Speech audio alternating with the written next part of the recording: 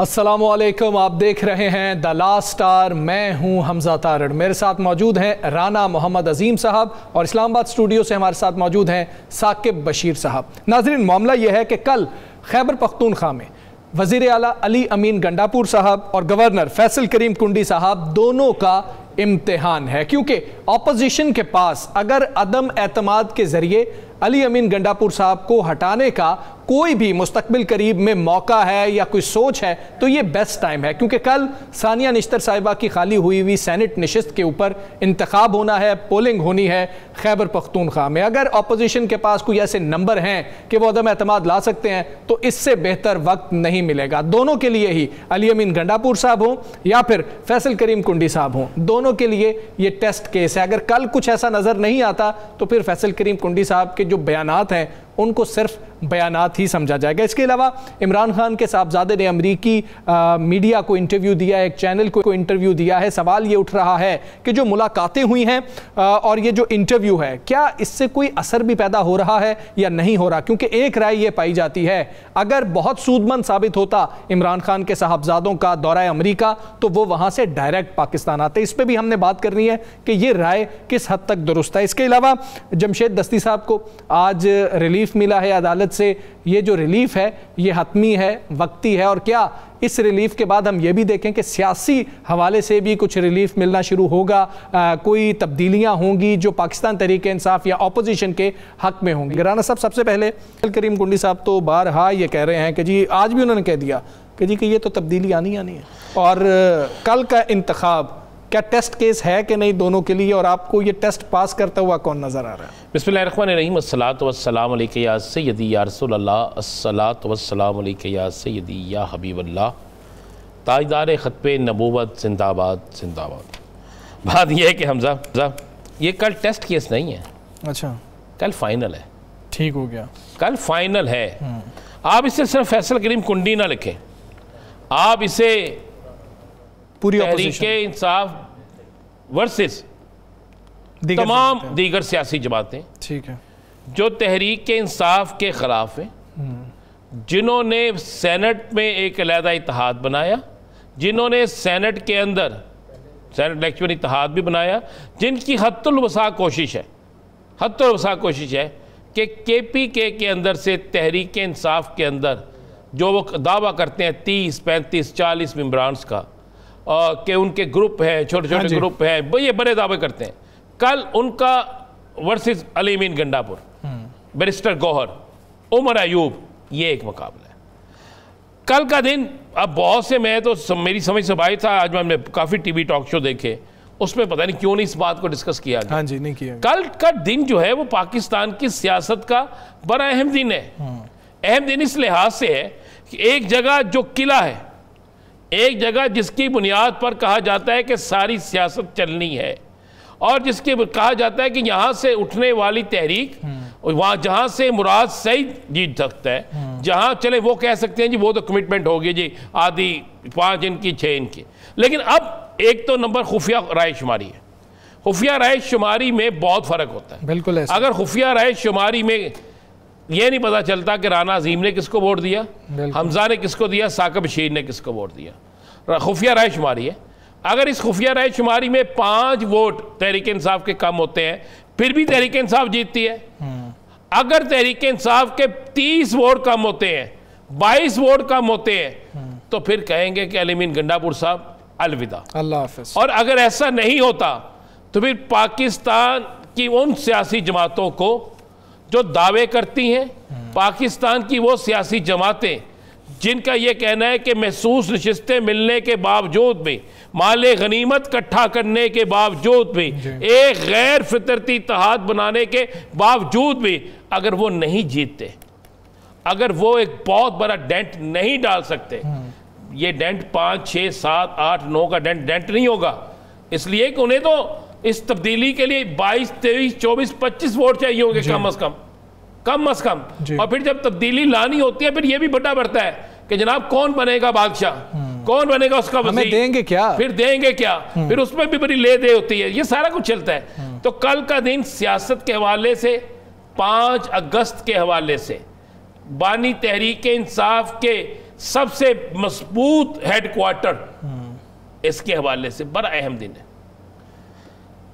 ये जो तहरीक इंसाफ के उम्मीदवार हैं, उसका जितना मर्जी आप कहें कि अली अमीन गंडापुर को वो पसंद नहीं थी जी, बात अब अली अमीन गंडापुर के पसंद या नापसंद की नहीं है, उनके अपने सर्वाइवल की, अपने सर्वाइवल की है। बिल्कुल ऐसे। और कल के इलेक्शन के बाद दो चीज़ें बड़ी क्लियर हो जाएंगी, बहुत क्लियर हो जाएंगी, कि फैसल करीम कुंडी के दावे, मौलाना फजलुर रहमान की बरकें, मुस्लिम लीग नून के बुलंद बाला दावे और मुस्लिम लीग नून के अलावा वहाँ में परवेज़ खटक, महमूद खान, एमन वली खान और आफ्ताब शेर पाओ, बस जितने भी आपने बड़े बड़े लोगों को खड़ा किया हुआ है, अब वो एक तरफ है और एक ऐसा शख्स जो डयाला में है उसका नजरिया एक तरफ खड़ा है।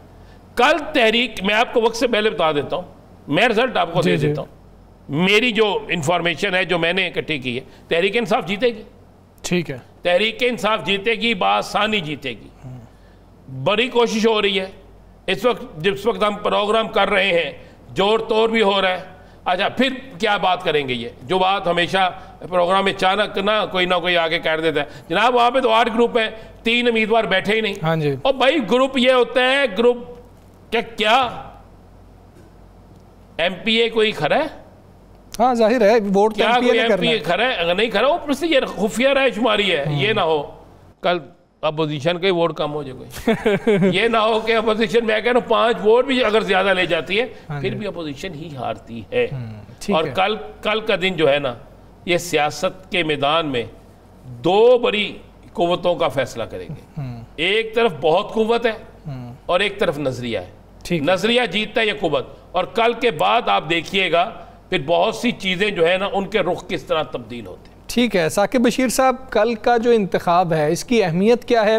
दूसरा, हमने कोई शोर इसका ज़्यादा नहीं देखा है। एक तरफ तो फैसल करीम कुंडी साहब चले बार बार बात करते हैं, लेकिन कल के इंतखाब के हवाले से हमने नहीं सुना कि हम ये सीट निकाल के दिखाएंगे। दस्तबरदारी तो हो गई लीगी जो सेनेटर वहाँ पे खड़ी हैं उनके हक में, पीपल्स पार्टी की, लेकिन कोई शोर नहीं है। शोर ना होने की वजह क्या है? नहीं, मेरा नहीं ख्याल कि कल कोई जो है वो अपसेट हो सकता है मुमकिन तौर पर, और ना ही कोई ऐसा जो है वो दावा भी किया गया है। और इससे कबल ही जो हमारी यहाँ जो जमहूरियत है, आप मरकज़ में देखें, सूबाई सतह पे देखें, आप मखसूस नशिस्तों, आप 8 फरवरी इलेक्शंस, पहले ही बड़े सवालात हैं जो सेनेट इलेक्शंस के हवाले से। अभी भी जो 5-6 फार्मूले के तहत जो इलेक्शंस हुए खैबर पख्तूनख्वा में, अगरचे उसमें पीटीआई ने अपना हिस्सा थोड़ा सा कम किया, लेकिन उसमें मेरा ख्याल है तमाम पॉलिटिकल पार्टीज़ और तमाम जो मीडिया पर्सन्स, हम भी ये कह रहे थे कि कम से कम ये सवालात नहीं उठे और इस किस्म के इल्ज़ामात सामने नहीं आए कि जो लोग ऐवाने बाला में जा रहे हैं वो पैसे के जोर पर आए हैं। अब वो इनर सर्कल्स में क्या चला है वो अलग बात है, लेकिन 5-6 का एक क्लियर कट जो है वो फार्मूला था और उस फार्मूले में वो सेनेटर बन गए।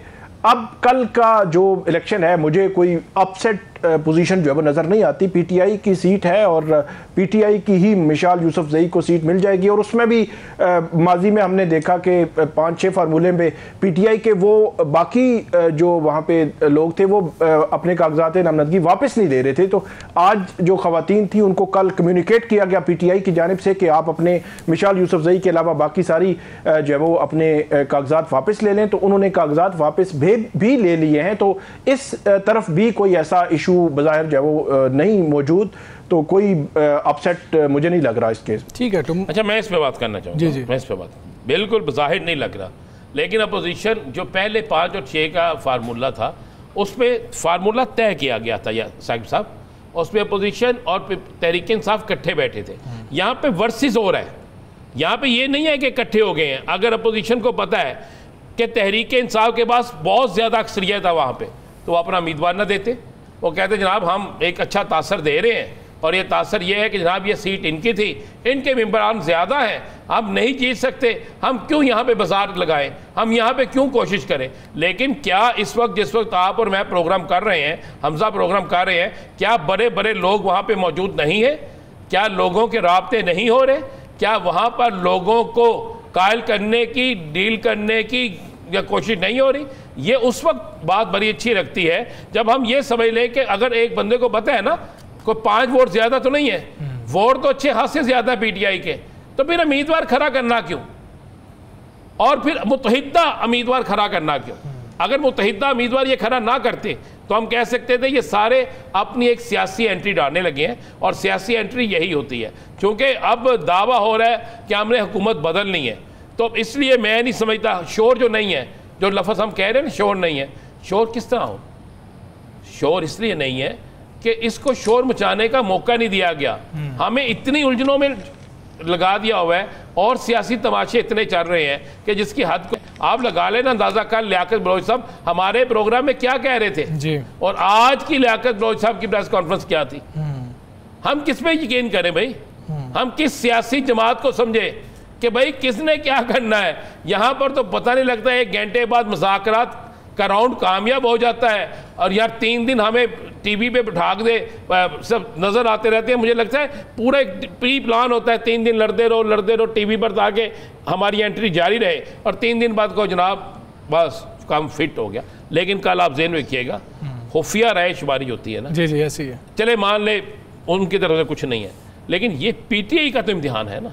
बिल्कुल है। क्या वाकई PTI में कोई ऐसा ग्रुप है? हाँ, उन्होंने अपने वोट पूरे करने हैं। हाँ, PTI में कोई ऐसा ग्रुप है तो उनका इम्तिहान जरूर है। बिल्कुल ऐसा ही, tomorrow will be a normal day और नॉट, ये तो कल हमें पता लग जाएगा। अब एक और मामला है, एक बड़ी राय पाई जा रही है राना साहब कि अगर इतनी पजीराई मिलती इमरान खान के साहबजादों को अमेरिका के अंदर, इतना अच्छा रिस्पांस मिलता तो वो पाकिस्तान आते। वो पाकिस्तान नहीं आए, बरतानिया वापस गए हैं। उसकी सबसे बड़ी वजह यही है कि पजीराई वो नहीं मिली। अब खान साहब के साहबजादे का जो है वो इंटरव्यू भी सामने आया है। आप समझते हैं कि ये जो इंटरव्यू है, वो जो मुलाकातें हुई थी, वाकई उसका कोई असर आएगा नहीं आएगा? क्योंकि एक अब ये बहुत तगड़ी राय पैदा खैर हो गई है कि कोई असर नहीं आएगा, कोई उनको पजीराई वहाँ पे नहीं मिली, वो रिस्पॉन्स नहीं मिला। हुकूमत पाकिस्तान से अनाउंसमेंट करवा दें आप हमजा साहब, शायद आपकी बात सुन लें आपके प्रोग्राम के तवसल से कि वो पाकिस्तान आ रहे हैं, हम उनको पाकिस्तान आने की दावत देते हैं, आएँ और आकर अपने वालिद मोहतरम से मुलाकात करें। फिर इसका मतलब ये अगर अनाउंसमेंट हुकूमत कर देती है तो फिर हम कहेंगे जनाब हुकूमत को तो फ़र्क ही कोई नहीं पड़ा, हुकूमत जो है उसे ऐसा स्पेशल ट्रीटमेंट क्यों ना करे भाई, उनके वालिद हैं। स्पेशल ट्रीटमेंट तो नहीं करेगी, आना है उन्होंने, आए। आज भी ख्वाजा आसिफ साहब ने कहा अगर वो आएंगे अपने बाप से मिलेंगे, हमें कोई मसला नहीं है। क्या है ना, हाँ जी, अनाउंसमेंट कर देना, ट्वीट किया ना, अनाउंसमेंट कर देना। अच्छा भाई करवाएं, अनाउंसमेंट क्यों नहीं करवाते? आप करवाएं ना। फिर पाकिस्तान से छुट्टियों पे गए हुए वज़रा जो है बाहर बैठकर क्यों प्रेस रिलीज़ जारी कर रहे हैं, क्यों कह रहे हैं कि 5 तारीख से पहले ये सारा खत्म हो गया? क्यों खबर चलवाई गई, क्यों खबर चलवाई गई कि कप्तान के बेटे तो आ ही नहीं रहे? क्या किसी जगह ये बात हुई कि नहीं आ रहे? बात ये हुई कि वो एहतजाज को लीड नहीं करेंगे। ये कह दिया कि जनाब वो आएंगे ही नहीं, आएंगे नहीं। मतलब एक बंदा कहता है मैं जनाब इशा पढ़ लूंगा, फजर मैं घर पढ़ूंगा, ठीक है, फजर में घर पढ़ लूंगा। तो हमें कहा कि नहीं जनाब मैंने तो नमाज पढ़नी ही नहीं। बात ये नहीं, बात अगर उनके बेटों का कोई असर नहीं है तो कोई फ़र्क नहीं पड़ता यार, नहीं असर है ना, तो उन्हें वेलकम करें, बल्कि एक लेटर लिखें कि जनाब आप आए पाकिस्तान के अंदर, ये जो सियासी जमूद है इसको ख़त्म करें, आए अपने वालिद से आके मिले। और वालिद उनका तो इतना खौफ है कि उनको टेलीफोन पे आप वालिद से बात नहीं करने दे रहे। आप कह रहे हैं कि खौफ नहीं है, आप कह रहे हैं वजह कोई नहीं है, आप कह रहे हैं कोई चीज़ नहीं है। अगर वो चीज़ नहीं है तो उनका बाप को बेटे से फ़ोन पे बात करने दें। कानून कहता है ना, इजाज़त मिली हुई है, वो आप करने नहीं दे रहे।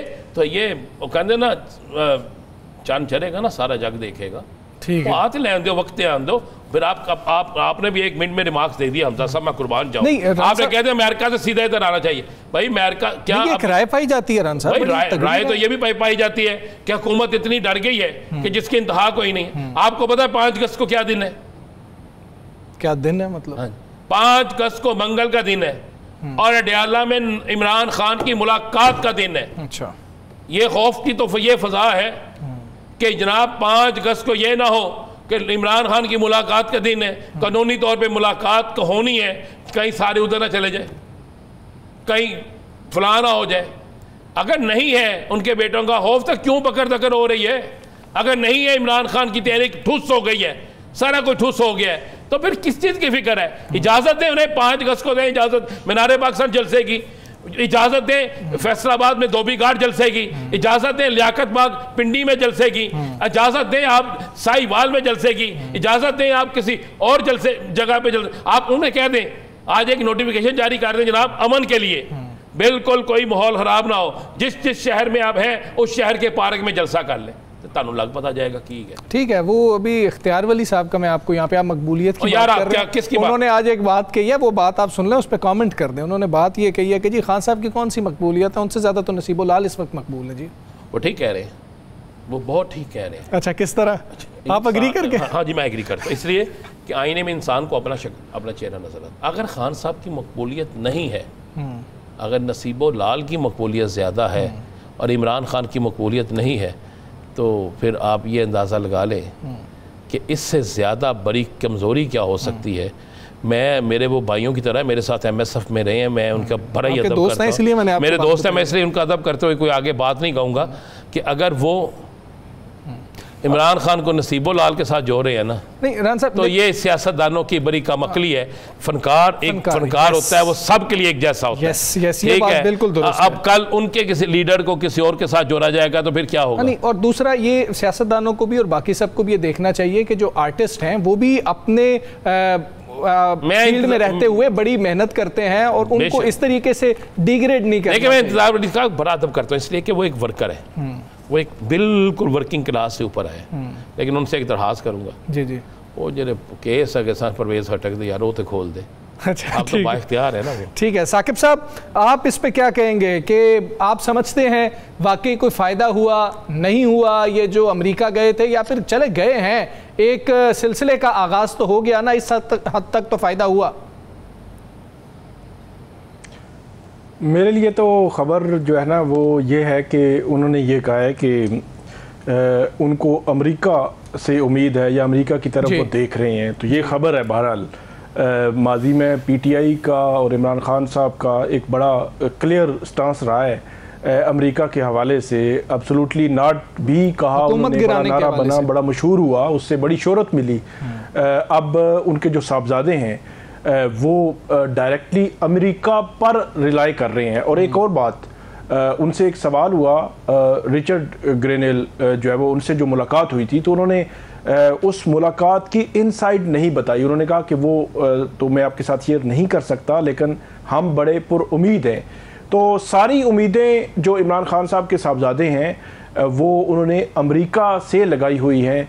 अब अमेरिका की इंटरफेरेंस कितनी हो सकती है, मुमकिना तौर पर हमने पिछले जो प्रोग्राम थे हमारे, हमने बड़ी तफसील के साथ इसको डिस्कस किया कि 20 नवंबर को ट्रंप इलेक्शन जीतते हैं तो उम्मीदें PTI बांध लेती है। फिर 5 जनवरी को जब जब 5 नवंबर को इलेक्शन जीतते हैं और उसके बाद 20 जनवरी को उनकी हलफबरदारी होती है, तो हलफ के बाद भी पहले भी चेमगोइयाँ थी कि उनकी तरफ से कुछ ना कुछ होगा, लेकिन सिनेरियो मुकम्मल तौर पर बदल गया।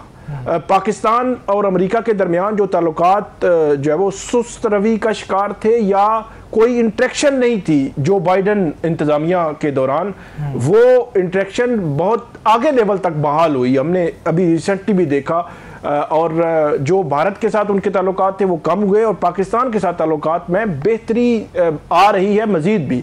और जो पिछले तकरीबन 6 रोज़ में अगर आप देखें तो अमरीकी सेक्रेटरी खारजा से 2 दफ़ा, एक दफ़ा उनसे मुलाकात हुई और एक दफ़ा टेलीफोनिक रब्ता हुआ है इसाक डार साहब का। तो ये सिनेरियो बताने का मकसद ये है कि जो 5 नवंबर से लेकर 20 जनवरी तक का एरिया था या फरवरी तक का मामला था, उस वक़्त ज़्यादा तवक्कुआत थी।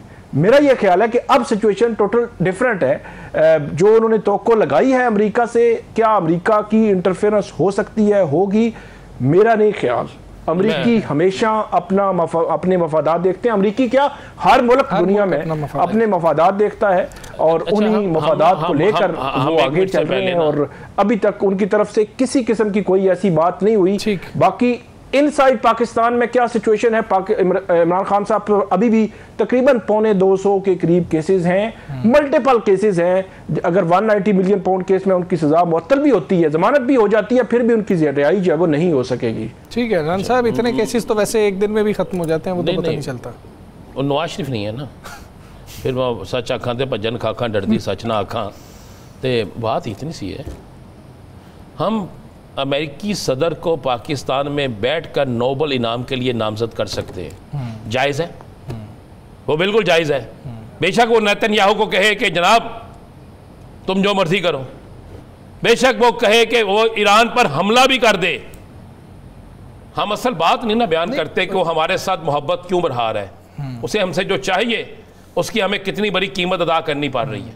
अब आते हैं बात, अगर हुकूमत पाकिस्तान उसको नोबल इनाम के लिए नामजद प्राइज के लिए नामजद कर सकती है, अगर पाकिस्तान की सबसे ज़्यादा बड़ी जो खरीदो फरोख्त है उस मुल्क में हो रही है, तो यहाँ पर अगर अमेरिका के सदर से या अमेरिका के किसी भी ज़िम्मेदार से तहरीक इंसाफ नहीं मिली, तहरीक इंसाफ के चेयरमैन के बल्कि एडिटर इन चीफ के बेटे मिले अपने बाप के लिए, तहरीक इंसाफ ने बाई रिटर्न कोई लेटर नहीं लिखा, तहरीक इंसाफ आज भी खड़ी है अपने स्टैंड पे।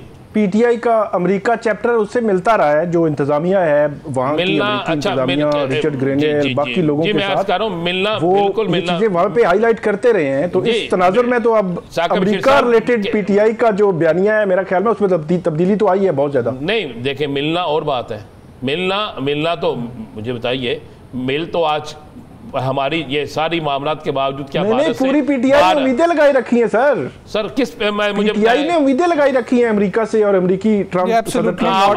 आप मुझे ना पाकिस्तान के 4 नाम बता दें जो जिनके मुंह से आपने सुना कि ट्रम्प के आने से मुझे कोई बयान दिखा दें, मुझे कोई इसी का दिखाएं। ब्रिस्टल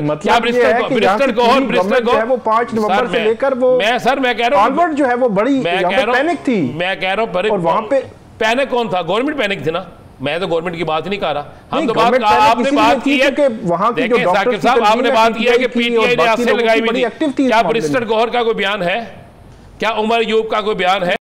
क्या पाकिस्तान में नहीं है ना, पीटीआई के तो है ना, उनको डिसऑन तो नहीं किया जा सकता, को डिसऑन तो पीटीआई नहीं कर सकती, किसी बिल्कुल नहीं कर सकती। मेरा ख्याल है हमें ये तस्लीम ये एक एडमिटेड फैक्ट बन चुका है कि पीटीआई का एब्सोल्युटली नॉट का जो बयानिया था अब वो बिल्कुल खत्म हो चुका है। अब उनकी उम्मीदें हैं अमेरिका से, ये हमें ये नजर आता है। हमें ये करनी चाहिए जो बात करने वाली है, हमें बजाय कि किसी सियासी जमात का या हुकूमत का मौक़िफ़ बयान करने की बजाय हमें ये कहना चाहिए कि हमें किसी भी मुल्क के साथ इख्तलाफ ज़रूर हो सकता है, लेकिन जब अपने मुल्क के मामलात का होगा या अपने मुल्क के फ़ायदे की बात होगी तो बहुत से मामलात हल भी हो जाते हैं। एक वक्त था हम रशिया के ख़िलाफ़ अफ़गानिस्तान में लड़े थे, ये सारी दुनिया को पता है, और एक वक्त आया कि हम रशिया के पास ही गए। एक वक्त आया कि हमने पता नहीं कहां से किस किस के खिलाफ क्या क्या किसने हमारे खिलाफ किया, दहशतगर्दों को सपोर्ट किया, लेकिन एक वक्त आया कि हमने उनके साथ मुज़ाकरात भी किए। चले हम इस मामले को ऐसे कर लेते हैं कि पाकिस्तान तहरीक इंसाफ प्रैक्टिकल ज्यादा हो रही है इस वक्त, और प्रैक्टिकली अगर नहीं आप कर सकते हैं, मैं नहीं कहता। चल ठीक है, मैं नहीं कहता ना, मैं अपनी बात पे स्टैंड लेता हूं। अगर ऐसा भी है तो मुझे पाकिस्तानी होतेदार का बयान दिखा। वो तो यही है कि पीटीआई जो है सर, मुझे हमें तो ये भी नजर आ रहा है, हमें तो ये भी नजर आ रहा है। देखें, एक बेटों का बाप के लिए करना बड़ा जरूरी है। यहाँ पर तो लोगों ने जाके बैरून मुल्क में पनाह लेने के लिए तरले मिलते डेफिनेटली करना चाहिए और आवाज उठानी चाहिए। अपना बाप है, उनका 2 साल से अंदर है और उनके खिलाफ केसेस में भी आप और मैं तो बोल नहीं सकते ना, आप और मैं तो हिम्मत नहीं कर सकते। हम बोलेंगे तो हमारी जुबान बंद हो जाएगी, यानी इस मुल्क में जो बोलेगा आपको नहीं पता कि फिर जुबान किस तरह बंद होती है। बिल्कुल ठीक है, बिल्कुल ठीक है। रान साहब चले, एक और चीज़ है, एक और अहम मामला है, उस तरफ बढ़ते हैं। ये जो ऑल पार्टीज कॉन्फ्रेंस अपोजिशन ने बुलाई हुई है, ये कोई बहुत बड़ा फैसला इधर से आ जाएगा? कोई इकट्ठ आपको ऐसा नज़र आ रहा है कि जो इकट्ठ हुकूमत के लिए कोई ख़तरा साबित हो सकता है? देखें, ये बहुत बड़ा इकट्ठ तो नहीं है। नहीं मतलब कुछ जमात इस्लामी को भी उन्होंने कोशिश की बुलाने की, जो लियाकत बलोच साहब ने भी कहा। जमात इस्लामी का आज का जो फैसला है उसके बाद तो बड़ी चीज़ें नज़र आ गई हैं। मैं एक बात कह रहा हूँ कि जमात इस्लामी कभी भी देखें, जमात इस्लामी ने इस्लामाबाद में एक धरना दिया, अपनी मर्जी से नहीं दिया। वो जमात इस्लामी बैठी, क्या उनके लोगों को उठाया गया? क्या उस धरने पे आंसू गैस की शेलिंग हुई? ठीक है। क्या उस धरने वालों के खिलाफ वो मुकदमा दर्ज हुए जिसकी बुनियाद पर जब उन्होंने धरना दिया उस वक्त इस्लामाबाद में धरना देने का कानून पास हो चुका था, पास हो चुका था। आप उठा के देख लेना, क्या वो उस कानून के तहत मुकदमा हुए? मैं कहूँगा नहीं हुए। ठीक है। बासानी लोग वहाँ चले गए, बिल्कुल चले गए। ये इसके अलावा एक और मजहबी जमात में ये अपनी मर्ज़ी से जाती है और मर्ज़ी से वापस भी आ जाती है। ये ज़रूर है कि जहाँ पर अकेला एक शख्स लड़ रहा था, अब उसके साथ 2 मिल जाएंगे, 3 मिल जाएंगे, लेकिन उस ट्रेन में जो ट्रेन खाली थी, उस ट्रेन के डब्बों में 2, 4, 5, 6 मुसाफिर ज़रूर बैठ, काफिला बनता जा रहा है, काफिला बनता जाएगा। इसका रिजल्ट कब आता है ये देखा जाएगा। बिल्कुल ठीक है जी, ये काफिला बनता जा रहा है, रिजल्ट कब आएगा, लेकिन इस तरह की चीज़ें इंपॉर्टेंट हैं कि अपोजिशन को चाहिए भी कि एक दूसरे को इकट्ठा करे। अगर वो हुकूमत के खिलाफ कोई तहरीक लाना चाहती है तो कुछ मजीद मामला पर भी बात, यहाँ पे वक्त हुआ है ब्रेक का।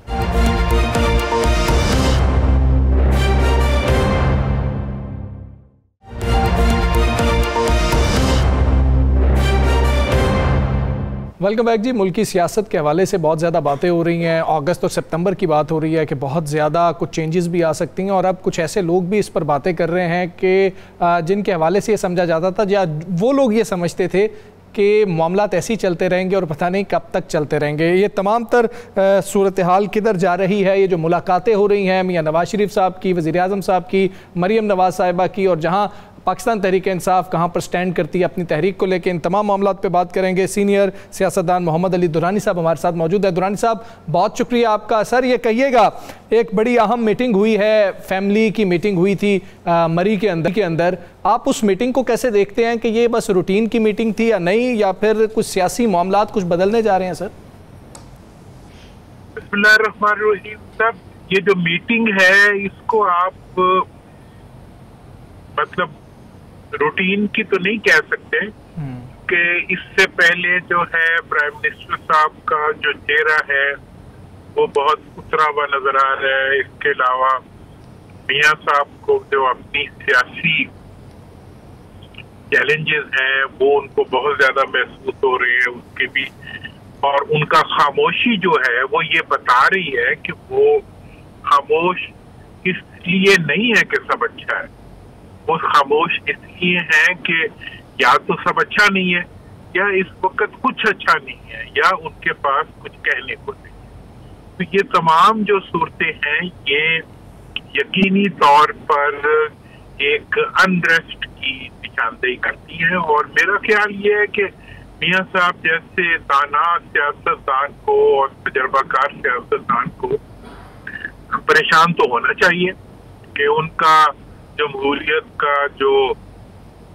था सारा कॉन्सेप्ट वो भी फारिग हो गया। उनकी पार्टी जो उन्होंने बनाई जिसको 2/3 अक्सरियत तक की मकबूलियत दिलाई उन्होंने 90s में, वो फिर उसके बाद उनका जो एक खानदानी अंपायर थी सियासी, वो मतलब सब चीजें जो है वो ऐसे लगता है कि वो डूबती जा रही है, उनकी सियासत भी डूब रही है। क्योंकि सियासतदान की जो सियासत होती है वो इक़्तिदार से जिंदा नहीं होती, वो अवाम की सपोर्ट से जिंदा होती है।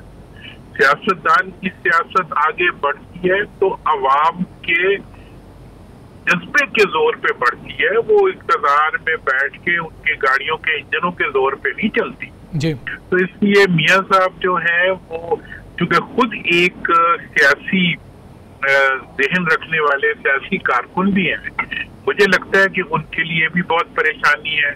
और एट द सेम टाइम फिर शहबाज शरीफ साहब जो हैं उनके होते हुए जो चीनी का स्कैम बन गया, अब वो भी फैमिली पे ही डाल रहे हैं लोग। इसके अलावा जो ओवरऑल नॉन डिलीवरी है, जो महंगाई है, जो आवाम की मुश्किलात हैं, जो ताजरों की परेशानियां हैं, वो भी आपके सामने है। तो इन सब सूरत हाल में मैं तो समझता हूँ कि बहुत बड़ा चैलेंज ये हुकूमत खुद अपने लिए बनी। अच्छा दुरानी साहब, बहुत से हल्के, बहुत से आप जैसे सीनियर लोग और बहुत से तज्जियाकार अपने कालमों में इस बात का जिक्र कर रहे हैं कि आइंदा 90 रोज़ जो है बड़े इंतहाई अहम हैं। बल्कि कुछ लोगों ने तो यहाँ तक जिक्र कर दिया कि कुछ लोगों को पहले खामोश और अब उन्हें कहा कि इन्हें रुखसत कर दें। क्या कोई ऐसे हालात पैदा हो रहे हैं? साहब, मैं ये तो नहीं कह सकता कि 90 दिन है या 9 दिन है या हफ्ता है, लेकिन मैं ये समझता हूँ कि हर दिन जो है वो नाकामी का दिन बन रहा है, और हर दिन जो है वो एक स्याह दिन की तरह इस हुकूमत के अकाउंट में लिखा जा रहा है। और मेरा तो ख्याल ये है कि जो हुकूमत को सपोर्ट करने वाली कुव्वतें हैं वो भी गालबन उतनी ही परेशान होंगी जितनी हुकूमत खुद है कि यार एक ही चीज ले आए।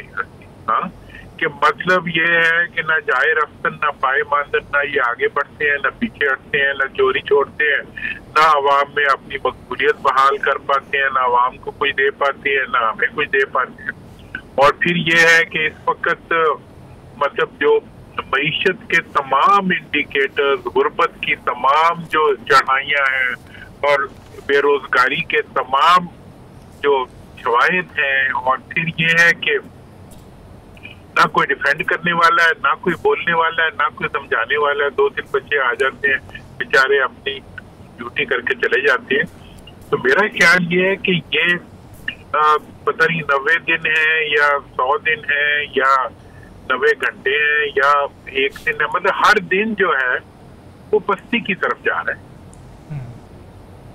दुरानी साहब ये बताइएगा कि ये हम देख रहे हैं कि 9 मई के केसेस में जो अपोजिशन के लोग हैं पीटीआई के, वो नेशनल असम्बली से भी और सूबाई असम्बली से भी नाअहल हो रहे हैं, सज़ाओं की वजह से नाअहल हो रहे हैं। और आइंदा आने वाले दिनों में भी बड़े फ़ैसले आने हैं, लाहौर से, फैसलाबाद, सरगोदा से भी मज़ीद भी नाअहलियाँ होंगी। और उसमें अली अमीन गंडापुर का नाम भी है, उमर अयूब अपोजिशन लीडर कौमी assembly, Shibli Afraz national assembly के अपोजिशन लीडर, पंजाब के जो अपोजिशन लीडर वो नाअहल हो चुके हैं। तो अपोजिशन जो है वो सुकड़ कर जो है वो कम से कम होती जा रही है। तो इस सारी सिचुएशन को जमहूरियत के हवाले से आप कैसे देखते हैं कि इसके क्या असरात होंगे? ये मामला रुकेगा या यूं ही चलता रहेगा? देखिए जनाब, जहाँ तक इस वक्त हुकूमत एक गैर मुंतखब हुकूमत जो है वो अवाम के किसी किस्म की सपोर्ट ना रखते हुए जब वो अपोजिशन को सुकेड़ रही होती है तो वो हकीकत में अपने आप के जवाब को खत्म कर रही है। मतलब इस वक्त हुकूमत जितना अपोजिशन खा 100 की हो, खा 10 की हो, खा 200 की हो, जो भी उसका बैलेंस होता है वो हुकूमत को कायम रखने के लिए काउंटर वेट का काम करता है। आप यूँ समझ लें कि अपोजिशन जो है वो एक ब्रेक होती है हुकूमत की गाड़ी की। अब वो हुकूमत या वो गाड़ी जिसकी ब्रेक ही ना हो तो वो कितनी दूर तक चली जाएगी? उसके अंदर मतलब अपोजिशन नाम की कोई चीज हो ही ना, फिर भी बगैर ब्रेक के गाड़ी जो है उसने तो कहीं ना कहीं ठाका करना ही है। तो ये हुकूमत खुद अपनी ब्रेक जो है उसको फेल कर रही है और खुद अपनी एग्जिस्टेंस के जवाब को खत्म कर रही है। और ये आप ये ना समझें कि ये ऑपोजिशन के ऊपर खड़ा वक्त है। मैं तो समझता हूँ कि ये हुकूमत अपने लिए खुद एक मतलब तो के अपने गले में एक कड़ा डाल रही है जो कि उसके लिए बहुत मुश्किलात पैदा करेगा और फिर उसके रहने का जवाब जो है वो बड़ा सवालिया निशान बन जाएगा। देखिए ना, ताजिर तो राजी नहीं है, ताजिर काश्तकार जो है वो राजी नहीं है, वो जाके हर जगह पे दुहाइयां बची हुई हैं। और ये भी आप देखें कि ये दो पार्टियां जो इस वक्त हुकूमत में इकट्ठी हैं, ठीक, इनका इकट्ठा होना इनके लिए सबसे बड़ा नुकसान है। अच्छा दुरानी साहब, एक मेरा सवाल का जवाब दिए, हमजा भाई ने करना सवाल, साकिब साहब भी करेंगे। आपके उस्ताद मोहतरम मौलाना फजल रहमान जो हैं, आपका अंदाज़ा कुछ और होता था हमारे प्रोग्राम में, अचानक ये तो बता दें वो किसके साथ है, हुकूमत या अपोजिशन? देखिए मैं समझता हूँ कि 26वीं तरमीम की सपोर्ट के बाद वो तमाम पार्टियां जिन्होंने 26वीं तरमीम को वोट दिया हो वो टेक्निकली तो हुकूमत का हिस्सा है और मतलब उनकी तमाम तर जो वो है पोजीशन है वो इस वक्त हुकूमत में शामिल जमात या हुकूमत से मुतल्लिक किसी जमात वाली उनकी पोजीशन है। वो अपोजिशन के अब किसी फ्रेम में पता नहीं वो किस तरह पूरे आएंगे, लेकिन मेरा तो आपको पता है खुद से क़यादतबंदी का ताल्लुक भी है, लेकिन मैं ये समझता हूँ कि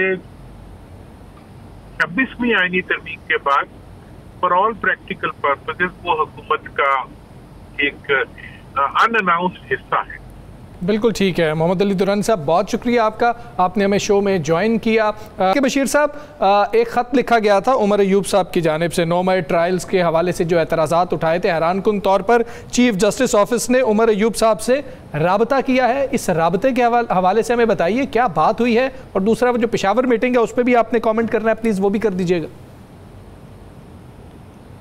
अच्छा, ये जो कल उमर अयूब जो अपोजिशन लीडर हैं कौमी असम्बली में, उन्होंने ख़त लिखा था, और आज जो शिबली फराज हैं जो सेनेट में अपोजिशन लीडर है, उन्होंने भी chief justice of Pakistan justice Yahya Afridi उनके नाम जो है वो ख़त लिखा।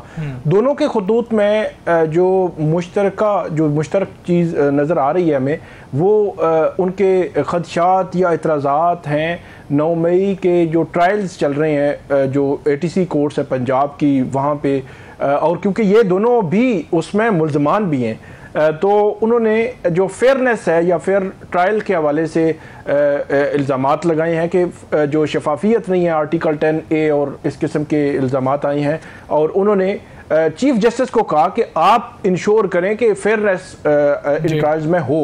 तो अब बड़ी डेवलपमेंट ये सामने आई कि chief justice of Pakistan justice Yahya Afridi उनकी जानिब से एक कम्युनिकेशन हुई है उमर अयूब साहब के साथ, और ये भी ज़राए हमारे बता रहे हैं कि जो चीफ जस्टिस ऑफ पाकिस्तान, क्योंकि जो है वो पेशावर रजिस्ट्री में होंगे, सुप्रीम कोर्ट वहाँ पे जो है वो केसेस की समातें जो है वो करेंगे, तो वहाँ पे पेशावर में ही उनकी मुमकिना तौर पर मुलाकात भी हो सकती है उमर अयूब साहब के साथ। आपको याद होगा आज से तकरीबन 5-6 माह पहले भी जो अपोजिशन के लोग हैं PTI के, उमर अयूब साहब भी थे और बाकी बैरिस्टर गोहर, सलमान अकरम राजा, 6-7 लोग थे, ये उस वक्त चीफ जस्टिस ऑफ पाकिस्तान से उनको चीफ जस्टिस हाउस इस्लामाबाद में मिले भी थे और कुछ तजावीज़ भी उन्होंने दी थी, और 9 मई के केसेस के हवाले से भी उन्होंने बात की थी। अब एक दफ़ा फिर एक जो क्योंकि 9 मई के केसेस के ट्रायल बिल्कुल जब वो आप ये समझें कि चंद रोज़ में उनके फैसले होने को हैं काफ़ी केसेस के, तो अब जिनकी मुलाकात में क्या हो सकता है पेशावर में उमर अयूब साहब की और चीफ जस्टिस ऑफ पाकिस्तान की मुलाकात में, और क्या जो है वो एडमिनिस्ट्रेटिव साइड पे ऑर्डर हो सकता है या जुडिशियल साइड पे क्या कर सकते हैं, या उनके एतराज़ात ख़त्म कर पाएंगे चीफ जस्टिस, ये वो सवालात है मेरे ख्याल में उनकी मुलाकात के बाद जो है वो बाहर आने के इम्कानात है। मुझे ऐसे लगता है कि इस मौके पर ज़्यादा से ज़्यादा ये कम्युनिकेट कर सकते हैं हाई कोर्ट्स को कि आप अपनी जो मतहत ATC कोर्ट्स हैं उनको कहें कि जो आर्टिकल 10A है फेयर ट्रायल के हवाले से बड़ा क्लैरिटी के साथ कहता है कि मुल्ज़मान को अपनी पसंद का ये कम्युनिकेट कर सकते हैं। ठीक है साकिब बशीर साहब, मुझे यहाँ पर ब्रेक लेनी है, ब्रेक के बाद हम बात करेंगे ये जो पंजाब असेंबली के अंदर हाथापाई का वाक़या सामने आया था उस हवाले से।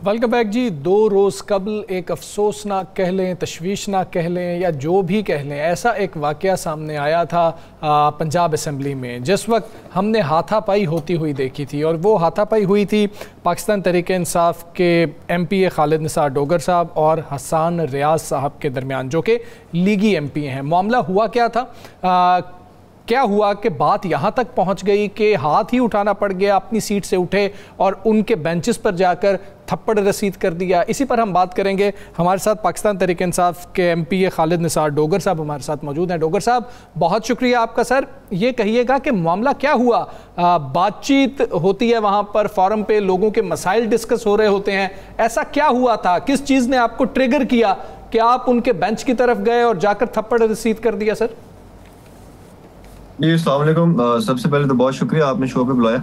अच्छा, इसमें अगर आपने वीडियो देखी है तो उसमें सिर्फ दिखाया गया कि मैं उठा हूँ अपनी सीट से और मैंने अटैक किया है, हालांकि ऐसा हुआ नहीं है। इसके अगर आप पस मंजर पे जाएं, पहले आप देखें हुआ क्या था। स्पीकर का काम है कि उसने हाउस चलाना है, इम्पार्शियल होके हाउस चलाना है, बायस्ड होके हाउस नहीं चलाना है। आप देखें, हमें वो बोले नहीं दे रहा था बिल्कुल। हमारा राना शहबाज साहब आए हैं, उनको कुरान लेके आए थे, उनका जी आप इस पे हाथ रख के बताएं कि आप इंसाफ है इसमें, तो आगे से कहते हैं आपको कुरान पढ़ना आता है, मुझे बताएं कि आप एक्सपेक्ट करते हैं स्पीकर से ऐसी लैंग्वेज यूज करना। फिर कहता है कि आप कुरान कैसे ले आए यहाँ पर, हम नहीं ला सकते। फिर कहता है वजू में, मतलब आप कैसे कह सकते हैं कि बंदा वजू में है कि नहीं। उसके बाद देखें, आप सिर्फ पता नहीं उनको हुआ क्या होता है स्पीकर साहब को। हमारा एक बंदा खड़ा हुआ था, ये मौसूफ जो हसन साहब है, ये बार बार इतने गंदे लहजे में, इतने सख्ती में थे, गुस्से में उसको कह रहे थे कि तुम निकिस को बाहर फेंक दें, इन जाहिलों को बाहर फेंक दें, ये पीटीआई इनका लीडर भी यही है, जो उसके मुंह में आ रहा था बोली जा रहा था। तो आप अगर वीडियो में देखें, स्पीकर उन्हें कह रहे हैं बार बार कि हसन साहब बैठ जाएं, हसन साहब ये तरीका नहीं है सही, आपने देखा होगा। तो फिर मैं खड़ा होकर कहा, मैंने कहा हसन भाई बैठो, आप क्या कर रहे हो आप? तो वो मुझे मेरी तरफ देखे, मुझे गालियां गलोच शुरू हो गया। फिर तुम लोगों की तरबियत ऐसी है और हमारे लीडर को भी बीच में बिलो द बेल्ट ऐसी गुफ्तगू जो यहाँ पे मैं कर ही नहीं सकता। इसी वजह से फिर मैंने उसको जब खड़ा हूँ तो उसने मुझे इशारे किए कि आओ मेरी तरफ, या मैं उसकी तरफ गया हूँ तो उन्होंने मेरे पे अटैक किया है। अगर आप वीडियो को देखें तो मैंने उसको ब्लॉक किया, उसको अटैक को, तो मैंने अपने सेल्फ डिफेंस पे उस पर अटैक किया। अच्छा हालिद भाई, ये वाक़या हो गया, इस वाक़े के बाद जब आप बाहर निकले तो वो लोग कौन थे जिन्होंने आप पे हमले की कोशिश की या आपके साथियों पे हमले की कोशिश की? क्या उनके ख़िलाफ़ आप लोगों की तरफ से कोई कार्रवाई हुई, कोई कानूनी कार्रवाई की है, कोई दरख्वास्त दी है?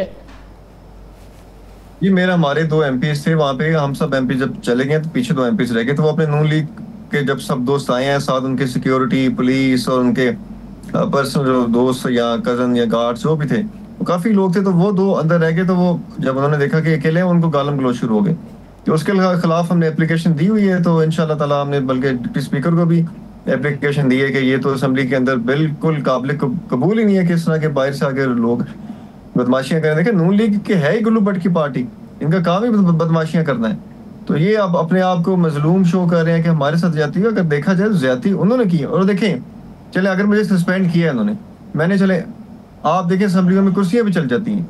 अगर मैंने कानून तोड़ा, मुझे सस्पेंड किया, तो उन्होंने कानून नहीं तोड़ा, उन मौसूफ ने भी कानून तोड़ा। उनको सस्पेंड क्यों नहीं किया? कि आप देखिए शेख इम्तियाज हमारे MP हैं, जब हम सारों ने वॉकआउट किया, कोरम पूरा नहीं था, मतलब 96 MPs ना हो तो इजलास नहीं चल सकता। जैसे इस what law says, what constitution says. उन्होंने खड़े होकर कहा सर कोरम पूरा नहीं है, कहते जी आप भी सस्पेंड। शेख इम्तियाज को भी सस्पेंड कर दिया है। आज हमारा एक MP है एजाज शफी, उसने खड़ा स्पीच करने का, उसको भी सस्पेंड कर दिया। आप देखें इस तरह ये मतलब क्या बताना चाह रहे हैं? एक बात से सलामत है, अल्लाह माफ करे, खुदा है कोई? ठीक है डॉक्टर साहब, इस पे भी कमेंट कीजिएगा। आप समझते हैं कि हीट ऑफ द मोमेंट थी, एक वाक़या हो जाता है, उसके बाद इंसान सोचता है, उसको रिकॉल करता है तो सोचता है कि मैं काश उधर जाता ही ना। ये आपने अभी आपको कोई अफसोस है कि ये मामला इतना ट्रिगर नहीं करना चाहिए था कि टीवी पे चल जाता, स्क्रीनों पे चल जाता और दोनों को दिखाया जा रहा होता कि जी ये असेंबली है जहाँ पर अवामी मसाइल की बात होनी चाहिए और यहाँ पर थप्पड़ चल रहे हैं? देखिए ये बात आपकी ठीक है कि लोग हमारे से एक्सपेक्ट ये नहीं करते। लोग कहते हैं कि हमारे मुअज़्ज़ज़ अरकान है, ये असेंबली में जाके हमारे मसाइल उजागर करेंगे, इनको ये नहीं करना चाहिए था। पूरे का पूरा इवेंट जो हुआ है, मतलब मैं ये नहीं कहता जो मैंने किया है वो भी गलत है, लेकिन जो स्टार्ट हुआ है, देखिए आप खुद सोचें कि अगर आप एक इंसान बैठा हो तो इसको आके गाली दे, वो 1 दफ़ा उसको रोके, 2 दफ़ा रोके, 3 दफ़ा रोके, फिर चौथी दफ़ा तो वो वापसी गाली देगा ना। फिर जब वो वापसी गाली देगा फिर लड़ाई होगी ना, और तो कुछ नहीं हो सकता। तो इसलिए इस पूरे इवेंट को मैं कहता हूँ कि ये गलत हुआ है, ये नहीं होना चाहिए था। ये मतलब एक मुअज़्ज़ज़ माशरे में हमें ऐसे नहीं करना चाहिए। क्या उसने बानी तहरीक इंसाफ के खिलाफ भी बात की थी जिसपे आपको ज्यादा गुस्सा आया? दरअसल तो पॉइंट है वहाँ पे, हमें देखें जब वो आप देखें वो, अब मैं वो अल्फाज यहाँ पे यूज नहीं करना चाहता कि जो वो बार बार यूज करते हैं। हालांकि स्पीकर जो हमारे मलिक अहमद खान है, उन्होंने बाकायदा ये रूलिंग दी हुई है कि हमने डेरोगेटरी मार्क्स अपने लीडर्स के बारे में नहीं यूज करने। लेकिन वो उनको जानबूझ के जब भी वो गुस्से में आते हैं, तैश में आते हैं, वो हमें छोड़ के हमारे लीडर के बारे में शुरू हो जाते हैं, ऐसी गलीज गुफ्तगू करते हैं कि मतलब देखिए, मैं अगर हम गुफ्तगू करना शुरू कर देना तो ये मुंह छुपाते फिरेंगे, इनको समझ नहीं आएगी हम जाए कहाँ पे इनके लीडर के बारे में। लेकिन हम नहीं करते, हम बिलो द बेल्ट जाते नहीं है। जी साकिब साहब। जी खालिद साहब, ये बताइएगा कि जिस तरह आप बता रहे हैं जो सारी जो है सिचुएशन डेवलप हुई, तो अब कोई सुलह सफाई की तरफ मामला जा सकता है? जिस तरह प्रीवियसली भी इशू हुआ था तो आपके जो MPs हैं उनको फिर बहाल भी किया गया, अब भी कोई ऐसा हो सकता है ताकि फ्यूचर में ऐसा ना हो? क्योंकि अगर आज हुआ है तो कल कोई और तकरीर करेगा तो फिर कोई इस किस्म की सिचुएशन जो है डेवलप हो सकती है। तो जो डेरोगेटरी रिमार्क्स हैं वो तो डेफिनेटली ना कौमी या ना सूबाई असम्बली में कहीं पे भी किसी लीडरशिप की तनकीद होनी चाहिए, लेकिन ये इस किस्म के अल्फाज तो इस्तेमाल नहीं होने चाहिए। कि इसकी रोकथाम के लिए कुछ आप लोगों ने तजावीज़ रखी हैं, कोई मिले हैं या कोई डेवलपमेंट होने का इम्कान है इस हवाले से? हम एक दूसरे के इश्यूज के ऊपर बात करें कि आपने ये काम किया, करप्शन है, जो व्हाटएवर, लेकिन वो आप बार बार अगर देखें करप्शन पे तो वो बात कर ही नहीं सकते इमरान खान की, क्योंकि आपको पता है वो करप्ट इंसान है ही नहीं। जिस इंसान ने अपनी सारी ज़िंदगी पाकिस्तान को दे दी, शौकत खानम, और अपने बाकी जायदाद भी उन्होंने उनको वक्फ कर दिए। तो अब जब उनके पास वो नहीं आती तो वो पर्सनल अटैक करते हैं बार बार। पर्सनल अटैक में मैं कैसे बताऊं आपको, इतनी वो घटिया अल्फाज यूज़ करते हैं कि आप सोच नहीं सकते। तो हम बजाय इसके, देखें मरीम जब आई हैं, मरीम साहिबा स्पीच करने आई, तब हमने भी काफ़ी नारे लगाए, जो हमारा पीसफुल प्रोटेस्ट हमारा राइट है, तब भी हमें सस्पेंड कर दिया गया। कोई गाली नहीं दी गई, कुछ नहीं, हमारे पे झूठा इल्ज़ाम लगाया कि हमने माइक तोड़े। इन्वेस्टिगेट किया जाए तो इस तरह कैसे चलेगा? देखिए हमारे वर्कर्स को मारा जा रहा है, हमारा लीडर जेल में है, हमारे पे जुल्म ज्यादती हैं, औरतों को उठाया। खालिद साहब, आपके जो मतलब इमरान खान साहब समेत पीटीआई भी ये तो कहती रही है ना कि जो नून लीग है, जिसको जब उनके खिलाफ फैसले आए अदालतों से, उनके हवाले से मतलब मुख्तलिफ अलकाबात तो इस्तेमाल होते रहे। तो अब भी अगर देखा जाए तो रिकॉर्ड की बात तो ये अलग बात है, उस पर एतराज़ात हैं, लेकिन 190 million pound case, Toshakhana cases में आपके खिलाफ फैसले तो मौजूद हैं आपके लीडर के खिलाफ। सर देखें, अगर आपने 190 मिलियन पाउंड के बारे में बात करनी है तोशाखाना के, यकीन करें पूरा आप शो कर लें, मैं आपको साबित करके बताऊंगा। 190 मिलियन जो पाउंड की ये चोरी कह रहे हैं वो तो साबित ही नहीं हो रही, वो तो शहबाज शरीफ उसकी यूनिवर्सिटी मैं रिकॉर्ड की बात कर रहा हूँ, वो अदालती फैसले की बात कर रहा हूँ। हमें पता है क्या नहीं है, लेकिन मैं रिकॉर्ड की बात कर रहा हूँ कि जब आप लोग उनके हवाले से बात करते थे तो अब आपके लोगों के हवाले से बात करते हैं कि अदालतों ने ये फैसले दिए हुए हैं। अदालत ने, सर देखें ना, मैं आपको वही कह रहा ना, अदालत ने तो 40 साल बाद 50 साल बाद भुट्टो के फैसले पे भी माफी मांगी कि वो एक जुडिशल अपना एक मर्डर था। मैं देखें, आप तनकीद आप कह सकते हैं कि ये जो फैसला आया है ये अब चले आप 26वीं आईनी तरमीम देख लें। 26वीं आईनी तरमीम को करवा के जुडिशल कमीशन बनवाया गया। इतनी क्या जल्दी थी कि 25 मई से पहले करवाया गया? क्योंकि आपको पता है ना, इन्होंने अपनी मर्जी के पैनल बनाना था, उसे अपनी मर्जी के फैसले लेने थे। सर अदालत के फैसले पे ठीक है, हम पार्लियामेंट के अंदर नहीं बोल सकते, लेकिन आप अपनी राय दे सकते हैं कि ये फैसला कानून के मुताबिक नहीं। आप देखिए ना, हाल भाई, आप हाल डॉक्टर साहब, आपके घरों में रेटें भी हो रही हैं। एक छोटी सी सर, एक छोटी सी 6 महीने से इमरान खान की इस्लामाबाद हाई कोर्ट में पेशी है। 6 महीने से जज साहब नहीं आ रहे। सर मुझे बताएं कि यहाँ पे कौन सी अदालत है? 6 महीने से पेशियां दे रहे हैं, कभी बीमार हो जाता है, कभी आता नहीं है, कभी लेफ्ट ओवर हो जाता है। सर इस तरह तो नहीं चलेगा ना फिर। अच्छा हाल साहब, क्या रेटें भी हो रही हैं आप लोगों के घरों में?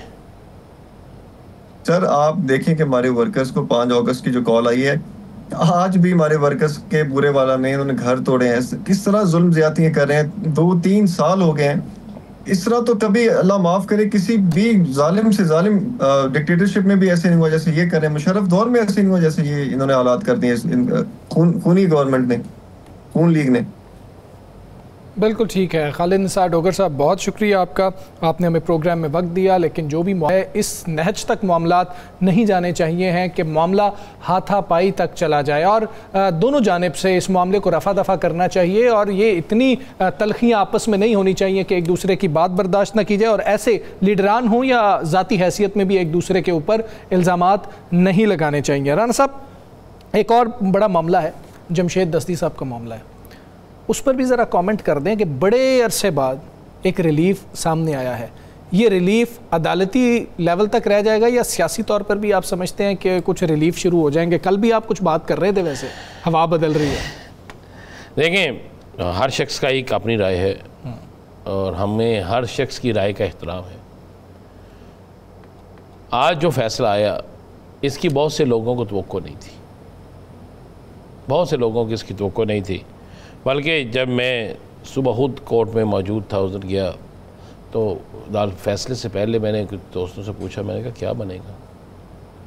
तो बहुत से सीनियर हमारे लाहौर की जो कोर्ट रिपोर्टर हैं, उनका ख्याल ये था कि नहीं, वही बनेगा जो पहले बनता है वही बनेगा।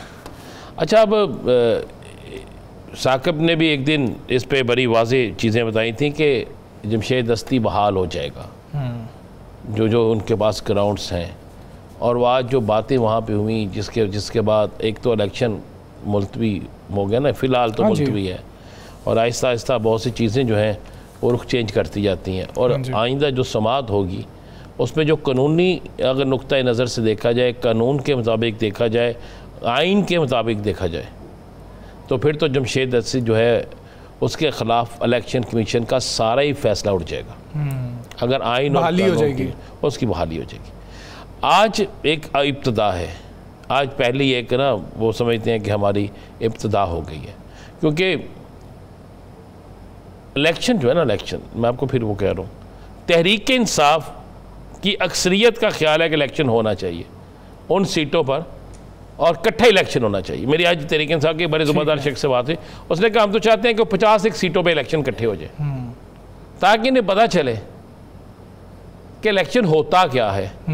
1, 2, 3 को मैनेज कर लिया जाता है। मैंने फिर वही सवाल जो साकिब भाई ने कल कहा था कि फार्म 47 पकड़ा देंगे, तो उन्होंने आगे से कहा फार्म 47 के बाद फार्म 48 भी पकड़ा दें, लेकिन वो तहरीक जो चल चुकी होगी, वो तहरीक जो इलेक्शन में बनेगी, वो मूवमेंट जो इलेक्शन में बनेगी, उसको किस तरह रोकेंगे?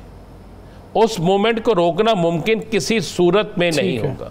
हालात किसी और तरफ जा रहे हैं। मैं आपको एक बात बताऊँ, जी, इस मुल्क के अंदर बहुत सी चीज़ों के तब्दील होने में वक्त नहीं। मैंने कल आपको मिसाल दी थी कि अगर हत्यारा हाई जैकिंग में सब कुछ बदल सकता है, तो इमरान खान ने कौन सा पहाड़ गिरा दिया है कि जो नहीं बदल सकता? ये सारी चीज़ें किसी वक्त भी बदल जाती हैं। और ऊपर से हम कल के प्रोग्राम में ज़रूर डिस्कस करेंगे वो स्टोरी, मैं आप स्टोरी डॉक्यूमेंट्स के साथ लेकर आऊँगा कि किसके मतलब क्या क्या ऐसी चीज़ें मिल गई हैं, अच्छा, कि जिस पर बहुत से लोगों, पहले था हाली अपोजिशन पर तलवार लटकना शुरू हो गई है, अब बहुत से लोगों की ज़बान बंदी और उसके बाद पार्टी बंदी, फिर हुकूमत बंदी, ठीक है, ये भी होने वाली है। बिल्कुल ठीक है। साकिब साहब, जो आज फैसला आया जमशेद दस्ती साहब का, आप समझते हैं कि यही एक्सपेक्टेड था? जो आज का जो लाहौर हाई कोर्ट की जो कार्रवाई थी लार्जर बेंच की, इसमें इब्तदाई तौर पर तो ये होना ही होता है। मतलब अगर फ़र्ज़ करें कि अदालत इलेक्शन से भी ना रोके, तो फिर इलेक्शंस की तैयारी, इलेक्शंस के मामलात सारे आगे चल पड़ते हैं। और मतलब 2 ऑप्शन से लाहौर हाई कोर्ट के पास, या तो रोज़ाना की बुनियाद पर केस की समाअत करके अगले 4-6 दिनों में केस सुन के इसका फैसला कर देते और स्टे भी ना करते और इलेक्शन भी ना रोकते। दूसरा ऑप्शन ये है जो आज जो है लिया गया है, और ये ऑप्शन उन्होंने लेना ही था। मेरा ये ख्याल है जो जमशेद दस्ती का जो केस है वो तकनीकी तौर पर मजबूत है। वो मजबूत इस लिहाज है क्योंकि सुप्रीम कोर्ट की जजमेंट्स मौजूद हैं। आगे चलेगा केस तो हमें समझ आएगी कि ये मामला जो है वो किस तरफ जाता है। लार्जर बेंच बना इसीलिए है कि इस पे जो लॉ है वो सेटल करेंगे कि इस किस्म के मामलात में क्या करना है। अगरचे सुप्रीम कोर्ट का फैसला मौजूद है कि जो इस किस्म की कंट्रोवर्सीज होती हैं ये सिविल कोर्ट में डिस्प्यूट्स, जो अगर इस किस्म का डिस्प्यूट्स आ जाएं तो सिविल कोर्ट में ये मामलात तय होते हैं, उसके बाद जो है वो कोई फोरम फैसला कर सकता है। तो इसलिए इब्तदाई रिलीफ को मेरे ख्याल में हतमी रिलीफ तो हम नहीं कह सकते। हतमी रिलीफ तब ही कहेंगे कि जब कोर्ट बिल्कुल ठीक है, ये हतमी रिलीफ नहीं है, लेकिन ये वक्ती रिलीफ जरूर है। प्रोग्राम का वक्त खत्म हुआ। मुझे साकिब बशीर साहब को, राना अज़ीम साहब को इजाजत दीजिए। अल्लाह हाफ़िज़।